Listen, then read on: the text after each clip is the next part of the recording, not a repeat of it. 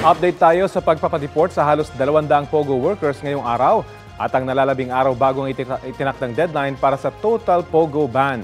Kausapin natin si Presidential Anti-Organized Crime Commission o PAOC Executive Director Gilbert Cruz. Magandang umaga at welcome po sa Balitang Hali. Good morning, Rafi, at sa mga nakikinig at nanonood po ng programa natin. Magandang umaga po sa inyong lahat. Opo, bukod po dito sa 200 POGO workers, meron pa po bang nakatakdang ipadeport? At may idea po ba kayo kung ilan na yung mga voluntaryong umalis ng bansa? Bukas po, meron po tayong ide-deport din na 12 Indonesians. And then next week, meron pa po tayong 43 na ide-deport na mga Chinese din. Na papunta naman po sa Xiamen. As to the number po nung na nagkusang nagpa-deport po o nagkusa pong umalis na lang po sa bansa natin na dati pong mga POGO workers. Marami-rami na rin po ang nag-alisan dito sa atin, Rafi. Hanggang sa ngayon po ba may namomonitor pa kayong operasyon ng mga POGO hub? Sa ngayon po marami pa rin po sa monitoring po namin ginagawa. Kasi yung iba pong dating malalaki, talagang nag-convert na lang po sila sa maliliit. Minsan nagbiyak na lang po sila sa 2 o 3 grupo.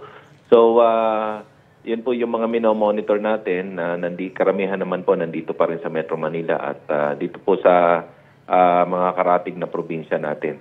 Pero may ipapasara po kaya ang mga ito bago ang total POGO ban sa pagtatapos ng taon? Sa tingin ko po, hindi po magsasara yung iba but mag-ooperate pa rin po sila na guerrilla-style operation. But since meron naman po tayong monitoring and mga intel report po, siguro mapapagtulong-tulungan na po ito ng mga local government unit and yung national agencies po natin.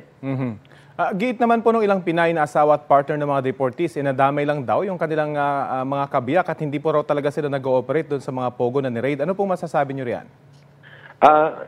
Yun nga ho, kung yun po yung nila, yung sinasabi nila,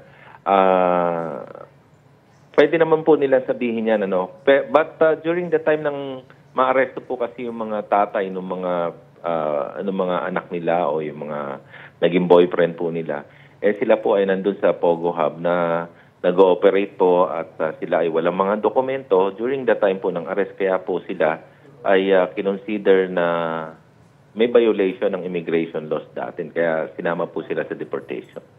Opo. Kumusta naman po at anong plano nyo dun sa mga batang nasa custody ninyo matapos iwanan ng kanilang mga magulang ng mga POGO workers?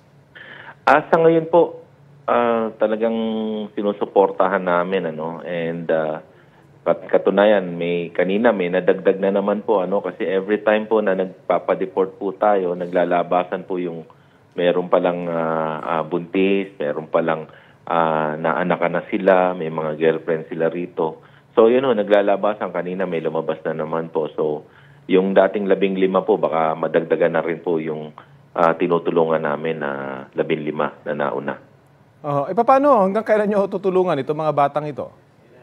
Siguro hanggang kaya namin. But meron po kaming coordination na ginagawa with DSWD. And siguro pag-uusapan na lang po namin kung paano aarugain ito.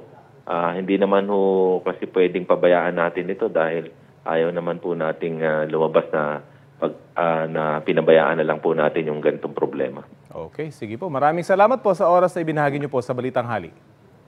Thank you rin po at magandang umaga po ulit. Salamat po si PAOC Executive Director Yusek Gilbert Cruz.